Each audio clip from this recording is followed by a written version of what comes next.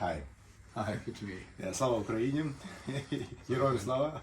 Thanks for your help. I really appreciate that you was one of the, I think you was the only one British politician who visited Ukraine during the first days, first hours, first week of the full-scale Russian. It was really amazing. I mean, going down to the border and seeing this McDonald's in Poland near the border, just full of Ukrainian women and children, and then going across the border with two of my friends, and literally going from Poland into Ukraine. There were a few patriotic Ukrainian men coming back to Ukraine to help it, but it was literally kind of just us.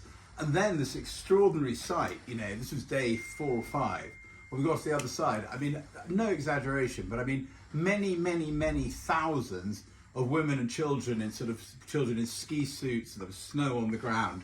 And then the traffic jam from the border was 28 miles long. 20 miles. 28 miles long, and there were 4 lanes of cars, just stationary. It was extraordinary. But you know, you could, I mean, I only went to Lviv, but you could absolutely, you know, see the will of the Ukrainian people to resist. And you know, I spoke to Boris Johnson a couple of times when I was there, and I went to see him as soon as I came back. And you know, I just reiterated the message that the Ukrainians aren't asking for us to fight, but what they are asking for is a means to fight themselves. And that's what, you know, many of us here try to push to keep the interest, to keep the donations of weapons so that you can protect your communities. You know, as a politician, I think, and I see that you did a lot. However, my one simple question, now last question, because we don't have a lot of time, I know, will concern the military situation. You're from the military. You see what is happening now in Ukraine and around Ukraine.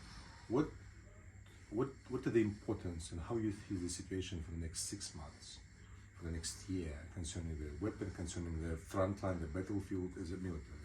Well, I mean, you know, you've got to get this thing over and done with as quickly as possible, because, you know, there's plenty of Ukrainian young men dying, and also a lot of Russian young men dying, you know, with them with minimal training and so on. So, I mean, I would have thought the key to this is to have long-range weapons. I mean, if you could destroy 10,000 artillery shells, you know, 200 miles behind Russian lines, that's 10,000 artillery shells that aren't being dropped on Ukrainian soldiers or Ukrainian towns and villages.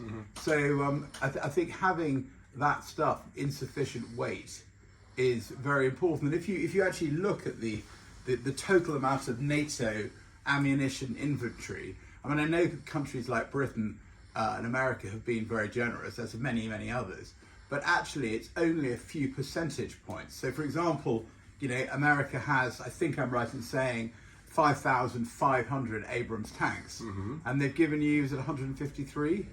So, you know, this thing needs to be over as soon as possible.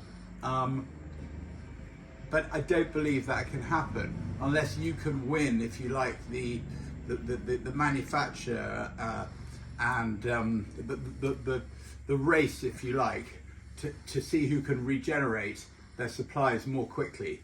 And of course, you have to stay ahead, you know, in the cybersphere as well. But it's, you know, it's an extraordinary thing that's happening. Let's just pray that it can be over as soon as possible. And the way you do that, to go back to what I said to Boris, and Boris very clearly understood, so does the current Prime Minister, Rishi Sunak, is that you'll do the fight, but we've got to make sure that you guys have got enough stuff that you can win the firefight too. Thank you for your sincere, professional, political military estimation. Well, I'm just actually going to give blood, to have blood taken from me. Next time we will make more detailed interview. Thank you. Okay, thank you very much.